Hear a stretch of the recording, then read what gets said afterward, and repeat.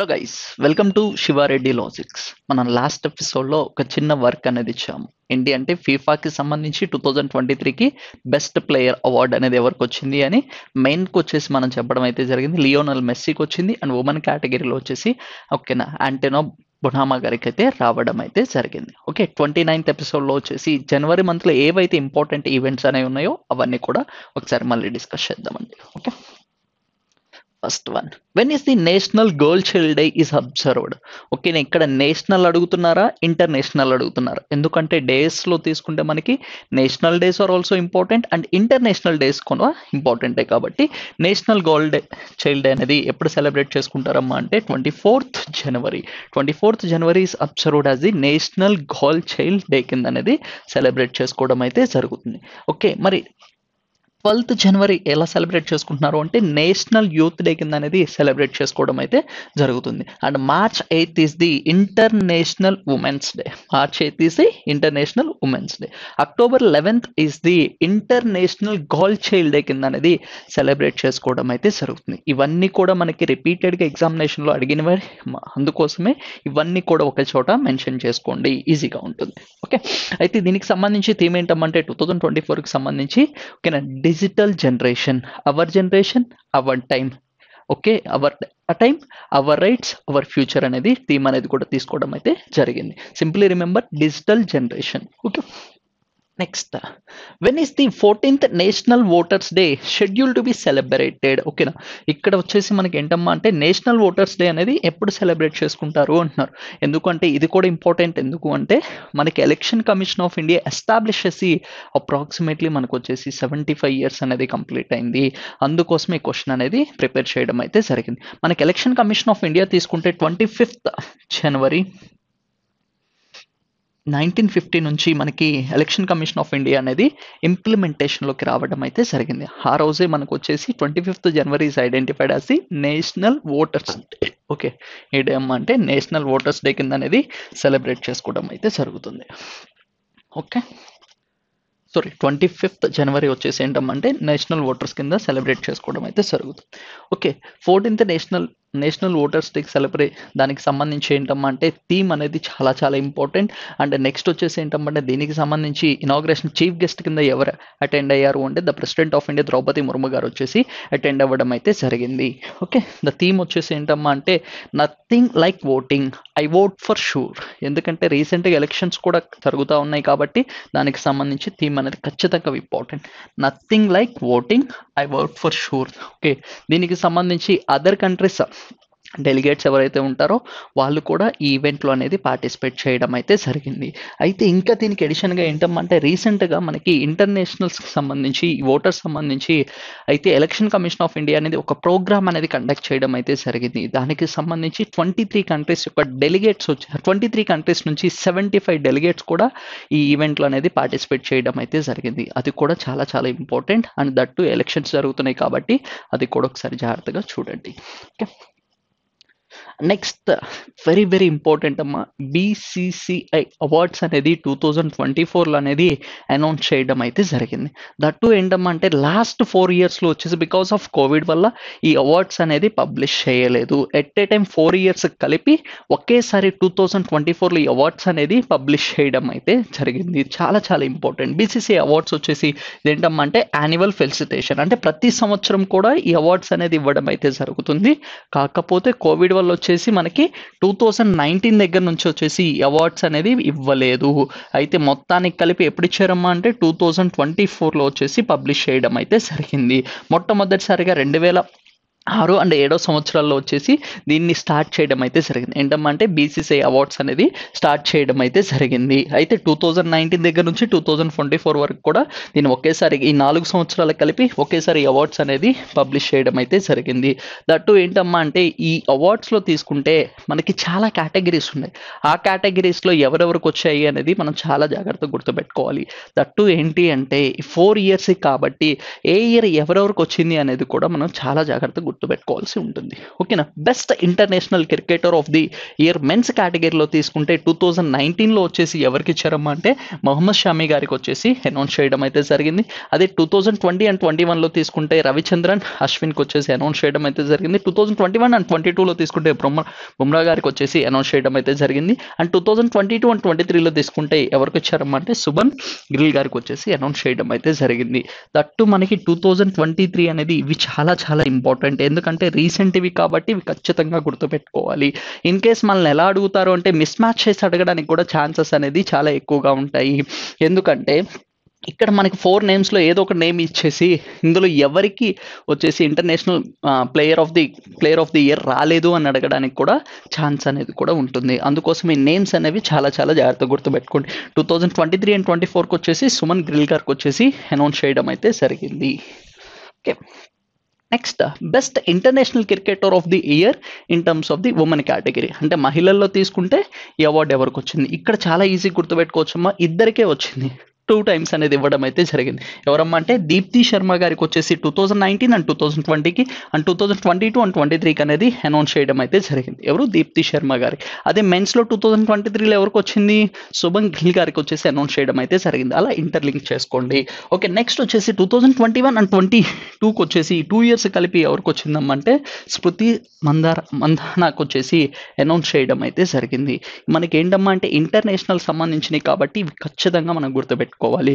ఎందుకు అంటే sports category నుంచి మనకి అట్లీస్ట్ 1 or 2 క్వశ్చన్స్ అనేది రిఫ్లెక్ట్ అవుతున్నాయి కాబట్టి ఇవి చాలా చాలా important. And life time achievement award వచ్చేసి ఇద్దరికి అనౌన్స్ చేయడం అయితే జరిగింది. ఎవరెవరమ్మంటే రవి శాస్త్రి గారికి అండ్ నెక్స్ట్ వచ్చేసి ఫరూక్ ఇంజనీర్ గారికి. వీళ్ళిద్దరికి వచ్చేసి ఏంటమ్మా అంటే లైఫ్ టైమ్ అచీవ్మెంట్ అవార్డు అనేది పబ్లిష్ చేయడం అయితే జరిగింది. ఈ అవార్డ్స్ అన్ని కూడా ఎవరు ఇచ్చారమ్మా అంటే BCCI అనేది అనౌన్స్ చేయడం అయితే జరిగింది. ఓకే. ఇంకా తీసుకుంటే అదర్ కేటగిరీస్లో తీసుకుంటే ఏంటమ్మా అంటే బెస్ట్ ఇంటర్నేషనల్ డెబ్యూ అవార్డ్స్ తీసుకుంటే మెన్స్ కేటగిరీలో వచ్చేసి మనకి ఎవరెవరికి ఇచ్చారమ్మా అంటే 2022 అండ్ 23కి వచ్చేసి అశ్విన్ జైస్వాల్కి వచ్చేసి అనౌన్స్ చేయడం అయితే జరిగింది. అదే మనకు వచ్చేసి మనకి ఈ అవార్డు అనేది ఏంటమ్మా అంటే మెయిన్గా తీసుకుంటే డెబ్యూ అంటే ఇంటర్నేషనల్ పరంగా వచ్చేసి ఎవరైతే ఎక్కువ ఎక్కువ పాపులారిటీ అనేది గెయిన్ చేస్తూ ఉంటారో వాళ్ళకి అవార్డు అనేది పబ్లిష్ చేయడం అయితే జరిగింది. అండ్ రిమైనింగ్ అన్ని కూడా ఒకసారి చూడండి. Next best debut of the women కేటగిరీలో తీసుకుంటే ఎవరికి వచ్చిందమ్మా అంటే మనకు వచ్చేసి ఓకేనా మనకు వచ్చేసి ఎవరికి అనౌన్స్ చేయడం జరిగిందమ్మా అంటే అమ్రోజ్ కౌర్ గారికి వచ్చేసి అనౌన్స్ చేయడం అయితే జరిగింది. అయితే ఇదే తీసుకుంటే మనకి ఏంటమ్మా అంటే టెస్ట్ మ్యాచ్లో తీసుకుంటే మోస్ట్ రన్స్ అంటే ఎక్కువ రన్ చేసిన కేటగిరీలో వచ్చేసి ఎవరికి వచ్చిందమ్మా అంటే దిలీప్ సదర్. ఓకే. ఎవరికి ఇచ్చారమ్మా అంటే మనకి అశ్విన్ జైస్వాల్కి వచ్చేసి అనౌన్స్ చేయడం అయితే జరిగింది. ఇవి కూడా చాలా చాలా ఇంపార్టెంట్. హైయెస్ట్ రన్ చేసింది ఎవరమ్మా అంటే అశ్విన్ జైస్వాల్ అనేది చేయడం అయితే జరిగింది. ఆయనకి ఏ అవార్డు ఇచ్చారంటే దిలీప్ సార్దేరాయ్ అవార్డు అనేది కూడా ఇవ్వడం అయితే జరిగింది. ఈ అవార్డు ఎందుకు ఇస్తారమ్మా అంటే టెస్ట్ క్రికెట్లో అత్యధికంగా పరుగులు ఎవరైతే చేస్తూ ఉంటారో వాళ్ళకి అనేది ఇవ్వడం అయితే జరుగుతుంది. నెక్స్ట్ అదే మనకి తీసుకుంటే హైయెస్ట్ వికెట్స్ కేటగిరీలో ఎవరికి ఇచ్చారమ్మా అంటే అశ్విన్కి వచ్చేసి ఇవ్వడం అయితే జరిగింది. ఎవరికి ఇచ్చారమ్మా అంటే అశ్విన్కి వచ్చేసి ఇవ్వడం అయితే జరిగింది. హైయెస్ట్ రన్స్ గెటర్ ది ఓడిఐలో ఉమెన్స్లో తీసుకుంటే మనకి రీసెంట్గా ఎవరికి ఇచ్చారమ్మా అంటే వచ్చేసి రౌండర్స్కి వచ్చేసి ఇవ్వడం అయితే జరిగింది. ఇవన్నీ కూడా ఏంటమ్మా అంటే ఒకసారి జాగ్రత్తగా గుర్తుపెట్టుకోండి. ఎందుకంటే లాస్ట్ 4 ఇయర్స్ కలిపి ఎట్ ఏ టైం రిలీజ్ చేశారు కాబట్టి వీటిలోంచి మనం ఒక క్వశ్చన్ ఖచ్చితంగా ఎక్స్పెక్ట్ చేయడానికి ఛాన్స్ అనేది కూడా ఉంటుంది. నెక్స్ట్ హైయెస్ట్ వికెట్స్ వచ్చేసి ఇన్ టర్మ్స్ ఆఫ్ ది ఓడిఐలో తీసుకుంటే ఉమెన్స్ అండ్ మెన్స్ కూడా మనం ఇవ్వడం అయితే జరిగింది. అదంతా కూడా ఒకసారి జాగ్రత్తగా చూడమ్మా. అండ్ నెక్స్ట్ వచ్చేసి రీజనల్ కేటగిరీస్లో తీసుకుంటే best performance in the domestic tournaments, అంటే ఇండియాలో జరిగే టోర్నమెంట్స్లో తీసుకుంటే మనకి చాలా విధాల టీమ్స్ అనేవి ఉన్నాయి. అందులో వచ్చేసి 2023కి వచ్చేసి ఏ టీంకి ఇచ్చారమ్మా అంటే సౌరాష్ట్ర టీంకి వచ్చేసి విన్ అవ్వడం అయితే జరిగింది. 2022 వచ్చేసి మధ్యప్రదేశ్కి వచ్చేసి ఇవ్వడం అయితే జరిగింది. 1920లో తీసుకుంటే ముంబై టీంకి అనేది అనౌన్స్ చేయడం అయితే జరిగింది. దీన్ని మనం సింపుల్గా రంజీ ట్రోఫీ కింద కూడా గుర్తుపెట్టుకోవచ్చు, ఇరానీ ట్రోఫీ కింద కూడా గుర్తుపెట్టుకోవచ్చు. లోకల్గా ఏవైతే టీమ్స్ అనేవి ఉంటాయో అవన్నీ ఇరానీ ట్రోఫీ కంప్లీట్ అయ్యాక రంజీ ట్రోఫీ అనేది ప్లే చేయడం అయితే జరుగుతుంది. అలా లోకల్ లెవెల్లో తీసుకుంటే 2023కి ఏ టీంకి ఇచ్చారమ్మా అంటే సౌరాష్ట్ర టీంకి అనేది ఇవ్వడం అయితే జరిగింది. ఇవన్నీ కూడా ఒకసారి స్టాటిస్టికల్గా కూడా ఒకసారి గుర్తుపెట్టుకోండి. Okay, next who will be awarded as a cricketer of the year title BCC award. Okay, ఇక్కడ ఇయర్ అనేది ఏం మెన్షన్ చేయలేదు, బట్ ఇయర్ మెన్షన్ చేయలేకపోతే మనం ఎప్పుడైనా సరే రీసెంట్ అనేది తీసుకోవాలి. రీసెంట్గా ఎవరికి ఇచ్చారమ్మా అంటే 2023కి వచ్చేసి సుమన్ గిల్ గారికి వచ్చేసి best player of the award అనేది బీసీసీ ఇంటర్నేషనల్ అవార్డు అనేది ఇవ్వడం అయితే జరిగింది. Okay, next which cricketer one the best international debut award for 2022 and 23 season. Okay, ఇక్కడ ఏమడుగుతున్నాడమ్మా అంటే ఇంటర్నేషనల్ డెబ్యూ అవార్డ్స్ అడుగుతున్నాడు. ఇంటర్నేషనల్ డెబ్యూ అవార్డ్స్ ఎవరికి ఇచ్చారమ్మా అంటే 2023కి గాను జైస్వాల్కి వచ్చేసి ఇవ్వడం అయితే జరిగింది. అశ్విన్ జైస్వాల్ వచ్చేసి విన్ అవ్వడం అయితే జరిగింది. Okay, next which team was the awarded for the best performance in BCCI domestic tournament for 2022 and 23 seasons. అంటే డొమెస్టిక్ లెవెల్లో తీసుకుంటే బెస్ట్ టీమ్ అవార్డ్ అనేది 2022 and 23కి ఎవరికి ఇచ్చారమ్మా అంటే మనకి సౌరాష్ట్ర టీంకి అనేది ఇవ్వడం అయితే జరిగింది. అయితే 2021-22కి వచ్చేసి ఏ టీంకి వచ్చింది? మధ్యప్రదేశ్కి వచ్చింది. అయితే 19-20కి వచ్చేసి ఎవరికి వచ్చిందమ్మా అంటే ముంబై టీంకి అనేది విన్ అవ్వడం అయితే జరిగింది. Okay, next who were the recipients of the lifetime achievement award for the BCCI award 2024. Okay, 2024 అనేది ఎందుకు ఇచ్చామంటే మనకి ఆ ఇయర్లో అనౌన్స్ చేశారు కాబట్టి 2024 ఇచ్చారు. అయితే లైఫ్ టైమ్ అచీవ్మెంట్ అవార్డు వచ్చేసి ఎంతమందికి ఇచ్చారమ్మా అంటే 2 మెంబర్స్కి వచ్చేసి అనౌన్స్ చేయడం అయితే జరిగింది. ఇక్కడ ఆప్షన్స్లో చూడమ్మా జాగ్రత్తగా, మనకు వచ్చేసి ఎవరెవరమ్మా అంటే రవి శాస్త్రి గారికి ఇచ్చారు. అట్ ద సేమ్ టైం వచ్చేసి ఇంకెవరికి ఇచ్చారమ్మా అంటే ఫారూక్ ఇంజనీర్. ఓకే, ఇక్కడ ఉందమ్మా అంటే మనకు వచ్చేసి ఫారూక్ ఇంజనీర్ అండ్ రవి శాస్త్రి గారికి వచ్చేసి వీళ్ళిద్దరికి వచ్చేసి ఈ అవార్డు అనేది లైఫ్ టైమ్ అచీవ్మెంట్ అవార్డు అనేది ఇవ్వడం అయితే జరిగింది. Wear will be the BCCI awards ceremony takes place. Okay, ఈ సెరమనీ మొత్తం కూడా ఎక్కడ జరిగింది అంటున్నారు. ఎక్కడ జరిగిందమ్మా అంటే హైదరాబాద్. ఓకే, హైదరాబాద్ సిటీలో అనేది ఈ అవార్డ్ సెరమనీ అనేది జరగడం అయితే జరిగింది. ఇది ఖచ్చితంగా అమ్మా మనం గుర్తుపెట్టుకోవాలి. ఎందుకంటే 4 years తర్వాత ఈ అవార్డ్స్ వచ్చాయి. అందులో కేటగిరీస్ అన్ని కూడా గుర్తుపెట్టుకోండి. వీటి మీద మనం రిపీటెడ్గా మళ్ళీ క్వశ్చన్స్ అనేది కూడా ప్రిపేర్ చేద్దామండి. ఓకేనా, బీసీసీఐకి వచ్చేసి అట్ ప్రజెంట్ ప్రెసిడెంట్ ఎవరమ్మా అంటే రోజర్ బిండి గారు వచ్చేసి వర్క్ చేయడం అయితే జరుగుతుంది. ఐసీసీకి వచ్చేసి అంటే మనకు వచ్చేసి ఎవరు president of India president of ICC ఎవరు అనేది ఒకసారి కామెంట్ చేయండి. ఆయన సెకండ్ టైం కూడా అపాయింట్ చేయడం అయితే జరిగింది. Okay, next very very important అమ్మా, our constitution our respect campaign అనేది ఎవరు స్టార్ట్ చేశారు అంటే టీస్ కాల్డేటర్స్ and the vice president of India వచ్చేసి స్టార్ట్ చేయడం అయితే జరిగింది. దీన్ని హిందీలో కూడా చాలా జాగ్రత్తగా గుర్తుపెట్టుకున్నామా, సంవిధాన్ హమారా సంవిధాన్ హమారా సమాన్. ఓకే, ఈ ప్రోగ్రామ్ అనేది ఇది ఒక క్యాంపెయిన్. దీన్నే మనకు వచ్చేసి ఇంగ్లీష్లో ఏమంటామంటే our constitution our respect campaign అనేది వైస్ ప్రెసిడెంట్ ఉపరాష్ట్రపతి గారు దీన్ని స్టార్ట్ చేయడం అయితే జరిగింది. ఎందుకు స్టార్ట్ చేశారమ్మా అంటే ఇది వచ్చేసి ఏవైతే ప్రజాస్వామ్య విలువలు అనేవి ఉన్నాయో అవి ప్రజల్లోకి తీసుకెళ్ళడం కోసం అండ్ ప్రజల్లో చైతన్యం తీసుకొని రావడం కోసం, రాజ్యాంగానికి సంబంధించిన ఏవైతే విలువలు అనేవి ఉంటాయో వాటన్నిటిని కూడా పెంపొందించడం కోసం అనేది ఈ క్యాంపెయిన్ అనేది స్టార్ట్ చేయడం అయితే జరిగింది. ఇది ఎప్పుడు స్టార్ట్ చేస్తారమ్మా అంటే రిపబ్లిక్ డేకి ముందు అనేది ఈ ప్రోగ్రామ్ అనేది స్టార్ట్ చేయడం అయితే జరుగుతుంది. ఇట్స్ అ మెయిన్ గోల్ ఏంటమ్మా అంటే promotes the constitutional values and democratic values to the people. అది మెయిన్గా ఆ క్యాంపెయిన్ అనేది ఒకసారి జాగ్రత్తగా గుర్తుపెట్టుకోండి. ఎవరు స్టార్ట్ చేశారమ్మా అంటే the vice president of India గారు వచ్చేసి స్టార్ట్ చేయడం అయితే జరిగింది.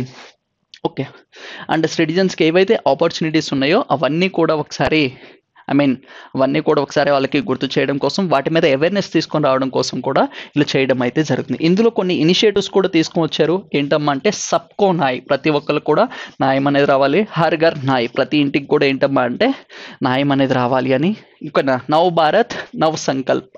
ఓకేనా, ఇలా ఏంటమ్మా అంటే కొన్ని ఇనిషియేటివ్స్ కూడా తీసుకొని ఇలా కాన్స్టిట్యూషన్ వాల్యూస్ అన్ని కూడా మనకి ఏం చేశారమ్మంటే ప్రమోట్ చేయడం అయితే జరుగుతుంది. Simply remember our constitution our values is campaign start and by okay initiated by the or inaugurated by whom అంటే మనకి ఎవరమ్మా అంటే vice president of India. Who launched the our constitution our respect campaign New Delhi. ఇది కూడా ఎక్కడ జరిగింది, న్యూఢిల్లీలోనే జరిగింది. ఎప్పుడు జరుగుతుందమ్మా అంటే రిపబ్లిక్ డే ముందు ఈ క్యాంపెయిన్ అనేది స్టార్ట్ చేయడం అయితే జరుగుతుంది. ఎవరు స్టార్ట్ చేశారు అంటే వైస్ ప్రెసిడెంట్ ఆఫ్ ఇండియా గారు వచ్చేసి స్టార్ట్ చేయడం అయితే జరిగింది. How many families are targeted to receive the solar energy? ఓకేనా, ప్రధాన్ మంత్రి సూర్యోదయ యోజన స్కీమ్. ఓకేనా, ప్రధాన్ మంత్రి సూర్యోదయ యోజన స్కీమ్ కింద ఎంతమంది ఫ్యామిలీస్కి వచ్చేసి ఈ సోలార్ ఎనర్జీ అనేది ప్రొవైడ్ చేయడం అయితే జరుగుతుంది అంటారు. ఇనిషియల్గా తీసుకుంటే మనకి ఎన్ని ఫ్యామిలీస్ అనౌన్స్ చేశారమ్మా అంటే ఓకేనా 1 crore ఫ్యామిలీస్కి. ఓకేనా, 1 కోటి ఫ్యామిలీస్ అందరికి కూడా సోలార్ ఎనర్జీ అనేది సప్లై చేయాలి అనే ఒక టార్గెట్ అయితే పెట్టుకోవడం అయితే జరిగింది.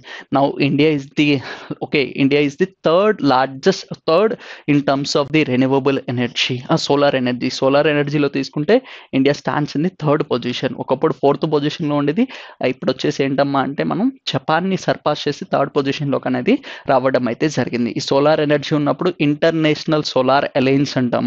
చాలా చాలా important, one and only international head quarters which was located in India. ఓకేనా, అది ఎక్కడమ్మా అంటే గుర్గాం ఇంటర్నేషనల్ సోలార్ అలయన్స్. అది కూడా చాలా జాగ్రత్తగా గుర్తుపెట్టుకోండి. ఓకే, అండ్ మనం ఆల్రెడీ స్టాటిస్టికల్గా కూడా కొన్ని డిస్కస్ చేసాం. Which city we call it as and 24/7 which village we call it as 24/7 solar powered village అంటే మొత్తేరా విలేజ్. ఓకేనా, అది కూడా చాలా చాలా ఇంపార్టెంట్. మొత్తేరా విలేజ్ ఎక్కడ ఉందమ్మంటే గుజరాత్ రాష్ట్రంలో ఉండడం అయితే జరిగింది. దాన్ని ఎవరు విజిట్ చేశారు ఓకేనా అంటే యునైటెడ్ నేషన్ జనరల్ సెక్రటరీ గారు, ఆయన 2nd టర్మ్లో వచ్చేసి అంటే రెండోసారి ఐక్యరాజ్య సమితికి జనరల్ సెక్రటరీ అయ్యాక ఆ విలేజ్ కూడా విజిట్ చేయడం అయితే జరిగింది. ఆయన రెండోసారి ఇండియాని విజిట్ చేశారు. అంటే ఐక్యరాజ్య సమితికి జనరల్ సెక్రటరీగా రెండోసారి ఎన్నికైనాక ఆయన ఇండియాకి విజిట్ చేయడం అయితే జరిగింది. అది కూడా చాలా చాలా important. Motera village is the 24 solar powered village. Okay, next, what does the SISF stands for? Okay, na full forms are also very very important. Okay na ఏంటమ్మా అంటే దాని stands for Indian international science festival. ఏంటి Indian international science festival అనేది ఇది ఎక్కడ జరిగింది అంటే ఫరీదాబాద్లో జరగడం అయితే జరిగింది. ఇది ఎక్కడ జరిగింది, ఫరీదాబాద్. మనకి ఇంటర్నేషనల్ సైన్స్ ఎక్స్పో అని ఒకటి డిస్కస్ చేసాం, అది ఎక్కడ జరిగిందమ్మా అంటే కేరళలో జరిగింది. కేరళ రాష్ట్రంలో వచ్చేసి కేరళ సీఎం గారు వచ్చేసి దాన్ని ఇనిషియేట్ చేయడం అయితే జరిగింది. ఇదేంది ఇండియన్ ఇంటర్నేషనల్ సైన్స్ ఫెస్టివల్. ఇది ఎక్కడ జరిగింది, ఫరీదాబాద్లో అనేది జరగడం అయితే జరిగింది. ఇది కూడా important. Okay, next, who were the two personalities dedicated to the UP Gaurav Saman Award? ఓకేనా, యూపీ గౌరవ్ సమాన్ అవార్డ్ అనేది ఎవరికి వచ్చింది అంటున్నారు, ఏ ఇద్దరికి అనేది. ఆల్రెడీ మనం లాస్ట్ క్లాస్లో ఐ థింక్ ప్రీవియస్ క్లాసెస్లో మనకి అస్సాం అవార్డ్స్ చూసాం. అస్సాంకి వచ్చేసి హైయెస్ట్ అస్సాం వైబ్రెంట్ అవార్డ్ అనేది కూడా ఒకటి చూసాం. ఎవరికి ఇచ్చారు, రంజన్ గొగోయ్ గారికి అనేది 46th CJ ఆఫ్ ఇండియా వచ్చేసి అనౌన్స్ చేయడం అయితే జరిగింది. ఎందుకు అంటే దట్టు ఏంటమ్మా అంటే నార్త్ ఈస్టర్న్ స్టేట్స్లో అంత పొజిషన్లోకి వెళ్ళింది ఓన్లీ రంజన్ గొగోయ్ గారు. ఓకేనా, అందుకు వచ్చేసి అస్సాంకి సంబంధించిన అవార్డు ఎవరికి ఇచ్చారు, రంజన్ గొగోయ్ గారికి ఇవ్వడం అయితే జరిగింది. For the first time Ratan Tata గారికి ఇచ్చారు. ఇదేంటమ్మా అంటే మనకి ఉత్తరప్రదేశ్కి సంబంధించిన గౌరవ్ సమాన్ అవార్డు అనేది 2024లో ఎవరికి ఇచ్చారమ్మా అంటే Ritu and mister Naveen. Okay, doctor Ritu and mister నవీన్కి వచ్చేసి అనౌన్స్ చేయడం అయితే జరిగింది. రీతు గారు వచ్చేసి మెడికల్ కేటగిరీలో ఏదైతే ఉందో మెడిసిన్లో వచ్చేసి తను అంతా కూడా సైంటిఫిక్ పరంగా రీసెర్చ్ పరంగా ఇన్నోవేషన్ పరంగా బాగా రీసెర్చ్ చేసినందుకు గాను ఉత్తరప్రదేశ్ గవర్నమెంట్ వచ్చేసి మెడిసిన్ కేటగిరీ కింద దానికి వచ్చేసి అవార్డు అనేది ఇష్యూ చేయడం అయితే జరిగింది. అయితే నవీన్ గారికి వచ్చేసి ఏంటమ్మా అంటే ఓకే ఎంటర్ప్రెన్యూర్షిప్ కింద కేటగిరీ కింద వచ్చేసి ఈయనకి అవార్డు అనేది ఇవ్వడం అయితే జరిగింది. వీళ్ళిద్దరు నేమ్స్ కూడా చాలా చాలా ఇంపార్టెంట్, ఎందుకంటే లోకల్ ఇంపార్టెన్స్ కూడా మనకి క్వశ్చన్స్ అనేది రిఫ్లెక్ట్ అవుతూ ఉన్నాయి. మన అస్సాం చూసాము, అండ్ నెక్స్ట్ ఉత్తరప్రదేశ్ కూడా కంప్లీట్ చేయడం అయితే జరిగింది. Next, what recommendations of the National Education Policy 2020 does Anulati Anuvadini app aligned with Anuvadini app అనేది దేనికి సంబంధించి ఇదేంటమ్మా అంటే మనకి న్యూ ఎడ్యుకేషనల్ పాలసీ 2020లో రావడం అయితే జరిగింది. అందులో భాగంగా ఒక కొత్త యాప్ అనేది డిజైన్ చేయడం అయితే జరిగింది.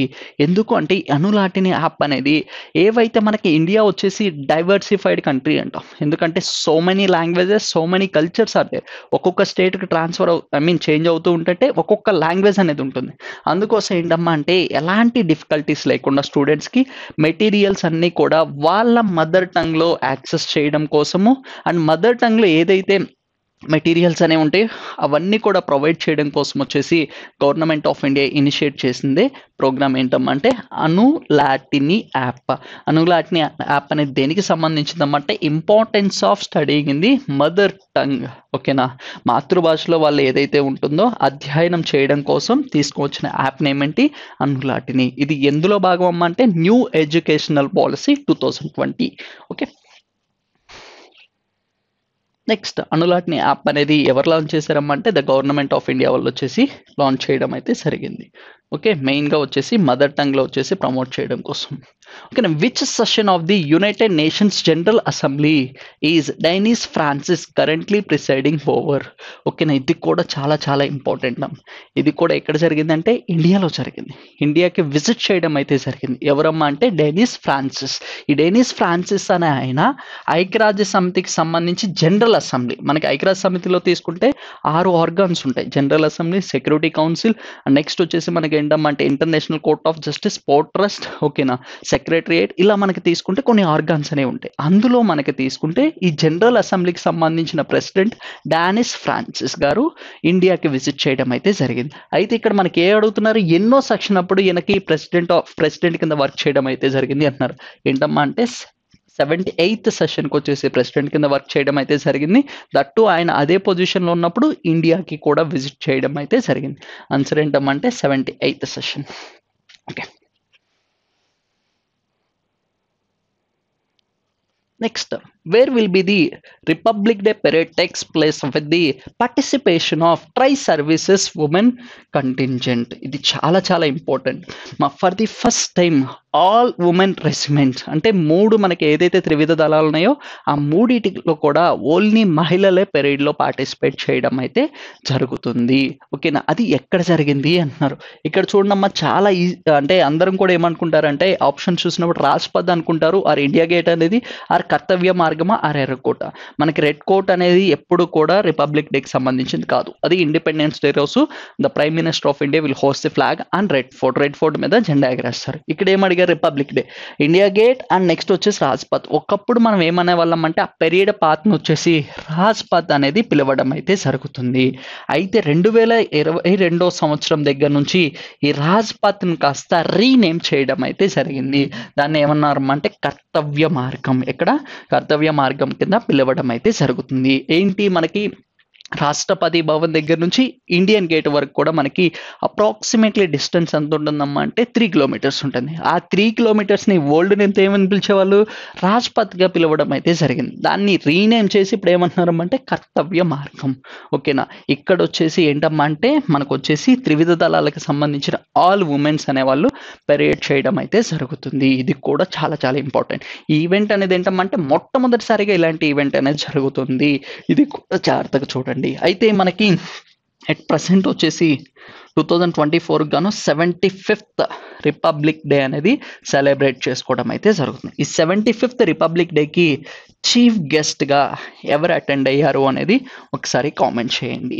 దట్టు ఏంటమ్మా అంటే ఫ్రాన్స్ దేశానికి సంబంధించి అతను పార్టిసిపేట్ చేయడం అయితే జరిగింది. అయితే ఫ్రాన్స్కి ఇండియాకి వచ్చేసి 25 years ఆఫ్ డిప్లొమాటిక్ రిలేషన్స్ అనేది జరగడం అయితే జరిగింది. దానికి సింబాలిక్గా వచ్చేసి ఫ్రాన్స్ కంట్రీకి సంబంధించిన చీఫ్ గెస్ట్గా ఇన్వైట్ చేయడం అయితే జరిగింది. ఎవరు అనేది ఒకసారి కామెంట్ చేయండి. The next episode especially for the Republic day ఎలా స్టార్ట్ అవుతుంది, అందులో వచ్చేసి మనకి ట్యాబ్ యూస్లో తీసుకుంటే ఏ ట్యాబ్ యూకి అవార్డ్స్ ఏమేమి వచ్చాయి అంటే మనకి మినిస్టర్స్ ఏమైనా ట్యాబ్ యూస్ ఉన్నాయా, లేదు అదర్ ఆర్గనైజేషన్స్ ఏమైనా ఉన్నాయా అనేది నెక్స్ట్ ఎపిసోడ్లో ఇన్ డీటెయిల్గా అనేది డిస్కస్ చేయడం అయితే జరుగుతుంది. అయితే ప్రజెంట్ వచ్చేసి మనకి చీఫ్ గెస్ట్ ఎవరు అనేది ఒకసారి కామెంట్ చేయండి. Okay, who has been appointed as the chief justice of Karnataka high court. ఓకేనా, కర్ణాటక హైకోర్టు హైకోర్టుకి ఓకేనా, హైకోర్టుకి సంబంధించి ప్రధాన న్యాయమూర్తిగా ఎవరు నియమించారు. ఆల్రెడీ ఎప్పుడైనా సరే హైకోర్టు అనేది వచ్చింది అంటే పార్ట్ 6 ఆఫ్ ఇండియన్ కాన్స్టిట్యూషన్ అనేది మెన్షన్ చేయడం అయితే జరిగింది. ఆర్టికల్ 214 to 231 వచ్చేసి హైకోర్ట్స్ గురించి అనేది డీల్ చేయడం అయితే జరుగుతుంది. Article 217 of Indian constitution is clearly says that the chief justice of high court is appointed by the president of India. ఎవరు అపాయింట్ చేస్తారో హైకోర్టుకి సంబంధించిన ప్రధాన న్యాయమూర్తుల్ని రాష్ట్రపతి గారి చేత అపాయింట్ చేయడం అయితే జరుగుతుంది. వీళ్ళని ఎలాంటి సిస్టమ్ నుంచి అపాయింట్ చేస్తారమంటే కొలీజియం సిస్టమ్ అంటే సీనియారిటీ బేస్ అని గుర్తుపెట్టుకోండి. ఓకేనా, ఎవరిని appoint చేశారమంటే justice Prasanna B Warli గారిని వచ్చేసి అపాయింట్ చేయడం అయితే జరిగింది. జస్టిస్ ఎంఎం శ్రీవాస్తవ గారు ఎక్కడ, ఓకేనా, రాజస్థాన్ హైకోర్టుకు వచ్చేసి చీఫ్ జస్టిస్ కింద అపాయింట్ అవ్వడం అయితే జరిగింది. ఎప్పుడైనా సరే మనకు హైకోర్ట్స్ వచ్చినప్పుడు ఎన్ని హైకోర్ట్స్ ఉన్నాయమ్మా అంటే 25 హైకోర్ట్స్ ఉన్నాయి. ఈ 25 హైకోర్ట్స్ సంబంధించి చీఫ్ జస్టిస్ అందరిలో మేము గుర్తుపెట్టుకోవాలంటే అవసరం లేదు. ఎప్పుడైతే న్యూస్లో కొత్తగా అపాయింట్ చేస్తారో వాళ్ళ నేమ్స్ గుర్తుపెట్టుకుంటే చాలు. ఓకేనా, అంతకు మించి మనకు అవసరం లేదు. Okay, next, what is the name of stadium Baramulla north of the Kashmir that is set to be renamed? ఓకేనా, ఎప్పుడైనా ఏదైనా ప్రాంతానికి కానీ ఏదైనా రైల్వే స్టేషన్కి కానీ ఏదైనా స్టేడియంస్కి నేమ్స్ అనేవి చేంజ్ అయినప్పుడు అవి చాలా చాలా జాగ్రత్తగా గుర్తుపెట్టుకోవాలి. ఇక్కడ ఏంటమ్మా అంటే బారాముల్లా స్టేడియంకి పేరు అనేది మార్చడం అయితే జరిగింది. ఇది ఎక్కడుందంటే జమ్మూ అండ్ కాశ్మీర్లో ఉంది. ఓకేనా, ఏమని నేమ్ ఇచ్చారమ్మా అంటే జనరల్ బిపిన్ రావత్ స్టేడియం కింద అనేది రీనేమ్ చేయడం అయితే జరిగింది. ఓకేనా, మనం ఆల్రెడీ చాలా వరకు కూడా మనం డిస్కస్ చేసాం. ఓకేనా, ఆ రీనేమ్స్ అనేవి వచ్చినప్పుడు అవి చాలా జాగ్రత్తగా గుర్తుపెట్టుకోండి. Okay, next, where is the world's first melanistic tiger safari set to be established in which state? ఓకేనా, ఇది మొట్టమొదటిసారిగా ఎప్పుడైనా సరే మనకి న్యూస్లో ఫర్ ది ఫస్ట్ టైం మొట్టమొదటిసారిగా అన్నప్పుడు చాలా చాలా ఇంపార్టెంట్. మ్యాన్లిస్టిక్స్ అంటే ఏంటమ్మా అంటే మనకి టైగర్స్లో తీసుకుంటే మనకి లైట్గా డార్క్ షేడ్స్ అనేవి ఉంటాయి. ఇందులో తీసుకుంటే ఏంటమ్మా అంటే ఈ లైన్స్ అనేవి కూడా టైగర్స్ మీద బ్లాక్ లైన్స్ అనేవి చాలా ఎక్కువగా ఉంటాయి. ఇది ఒక కొత్త వేరియంట్ అని కూడా చెప్పుకోవచ్చు. ఇలా టైగర్స్లో తీసుకుంటే గోల్డ్ స్ట్రిప్ టైగర్స్ అంటాము అండ్ బ్లాక్ స్ట్రిప్ టైగర్స్ అని కూడా పిలవడం అయితే జరుగుతుంది. వీటిని బ్లాక్ స్ట్రిప్ టైగర్స్ని ఏమంటారమ్మంటే మ్యాలస్టిక్ టైగర్స్ అనేది పిలవడం అయితే జరుగుతుంది. వీళ్ళకి సంబంధించి సఫారీ అనేది ఏ స్టేట్లో స్టార్ట్ చేశారు అంటే ఒడిస్సా స్టేట్లో అనేది స్టార్ట్ చేయడం అయితే జరిగింది. ఓకేనా, which state we call it as tiger state in India? ఓకేనా, మధ్యప్రదేశ్ స్టేట్ని వచ్చేసి టైగర్ స్టేట్ అనేది పిలవడం అయితే జరుగుతుంది. అయితే ఇందులోనే గోల్డ్ టైగర్స్ అనేది ఎక్కడ ఉన్నాయమ్మా అంటే మనకి especially famous for the Kaziranga national park. Gold tigers అనేది ఎక్కడుంది? కజిరంగా నేషనల్ పార్క్లో ఉండడం అయితే జరిగింది. ఓకేనా, మ్యాలస్టిక్ అంటే ఒడిస్సా స్టేట్లో ఉండడం అయితే జరిగింది. ఈ స్నో లెపర్డ్స్ అంటే మంచు చిరుతలు అంటాం కదా, అవి ఎక్కడ ఫేమస్ అమ్మా అంటే హిమాచల్ ప్రదేశ్ అండ్ లడాక్ ప్రాంతంలో మనకి చాలా ఫేమస్. వరల్డ్లోనే తీసుకుంటే 85% ఆఫ్ టైగర్ రిజర్వ్స్కి హోమ్ ఏంటమ్మా అంటే ఇండియా అని కూడా చెప్పుకోవచ్చు. ఇండియాలో అన్ని టైగర్ రిజర్వ్స్లో కూడా పాపులేషన్ అనేది ఇంక్రీజ్ అయింది.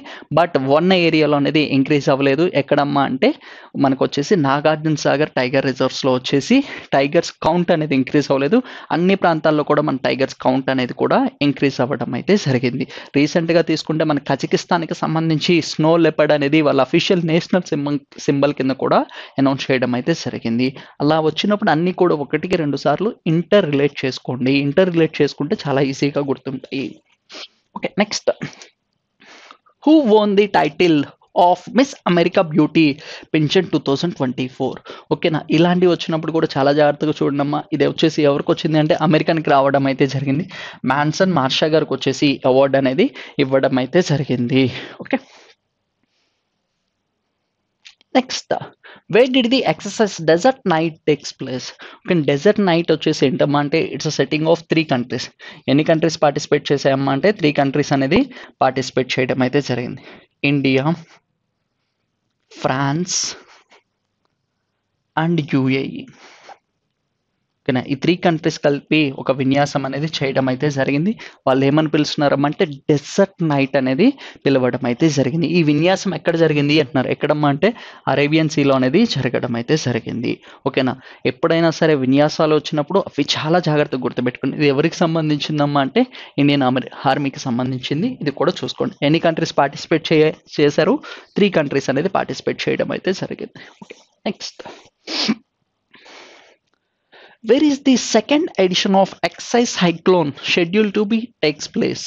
ఓకేనా, ఇక్కడ సైక్లోన్ అనే విన్యాసం అనేది ఎక్కడ జరిగింది అంటున్నారు. ఐ మీన్ ఏవే కంట్రీస్ అనేవి పార్ట్ అయ్యాయి అంటున్నారు.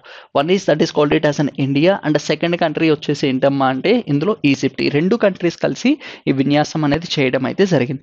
అయితే 2024 సంవత్సరానికి గాను ఈ విన్యాసం ఎక్కడ జరిగింది అంటున్నారు. ఎక్కడమ్మా అంటే ఈజిప్ట్ ప్రాంతంలో అనేది జరగడం అయితే జరిగింది. ఓకే, ఇక్కడ ఈజిప్ట్ కంట్రీలో జరగడం అయితే జరిగింది. ఫస్ట్ ఎడిషన్ ఎక్కడ జరిగింది అంటే ఇండియాలో జరిగింది. సెకండ్ ఎడిషన్ ఎక్కడ జరిగింది? ఈజిప్ట్ దేశంలో అనేది జరగడం అయితే జరిగింది. ఓకేనా, ఎప్పుడైనా సరే మనకి కొత్తగా వచ్చినప్పుడు చాలా చాలా జాగ్రత్తగా గుర్తుపెట్టుకోండి. మన లాస్ట్ ఎపిసోడ్లో కూడా ఆయుతర అనేది ఒక ఎక్సైజ్ అనేది డిస్కస్ చేయడం అయితే జరిగింది ఇండియా అండ్ థాయిలాండ్కి సంబంధించి. ఎప్పుడైనా సరే మనకి న్యూగా వచ్చినప్పుడు అవి చాలా జాగ్రత్తగా గుర్తుపెట్టుకోండి. It's joint military exercise. ఇది ఎవరికి సంబంధించిందమ్మంటే ఆర్మీకి సంబంధించింది. Second edition India and Egypt అనేది పార్టిసిపేట్ చేయడం అయితే జరిగింది. ఇందులో తీసుకుంటే మెయిన్గా వచ్చేసి దేని మీద కాన్సన్ట్రేట్ చేస్తారమ్మంటే డెజర్ట్ రీజన్స్, అంటే ఎడారి ప్రాంతాలు మీద ఎక్కువ కాన్సన్ట్రేట్ చేయడం అయితే జరుగుతుంది. వాటికి సంబంధించి ఏంటమ్మా అంటే ఎలా, ఐ మీన్ డెజర్ట్ రీజన్లో డెజర్ట్ టెరైన్లో వచ్చేసి ఎలా ప్రాక్టీస్ చేయాలి, విన్యాసాలు అనేది ఏదైనా ఇన్ కేసు ఎలాంటి ఇబ్బందులు వచ్చినా కానీ వాటిని ఎలా ఫేస్ చేయాలి అనేది ఒక ట్రైనింగ్ సెంటర్ అని కూడా చెప్పుకోవచ్చు.